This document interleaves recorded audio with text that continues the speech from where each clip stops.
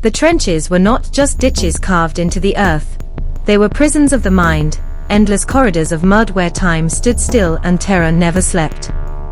Men entered them with beating hearts and hope clinging faintly to their uniforms, but few emerged unscathed. It wasn't only bullets and shrapnel that killed. Silence, waiting, and the gnawing dread of the unknown hollowed them from within. Every night, shadows stretched into monsters, and the thud of artillery fused with the rhythm of a soldier's pulse until fear became the only constant companion.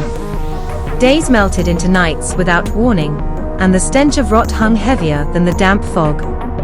Letters from home, once treasures, began to feel like cruel reminders of a life that seemed to belong to someone else. The trenches devoured identity, transforming men into husks, surviving not through courage but through numbness. Laughter was scarce, dreams were broken, and even in rare moments of calm, the silence was more haunting than the gunfire. Each step deeper into the mud was a step further away from sanity. For many, the war never ended. Long after the guns fell silent, the battle raged inside their heads.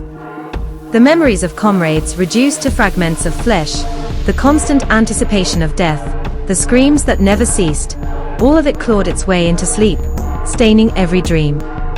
Soldiers returned home as strangers to their own families, shadows of the men who had once marched off with pride.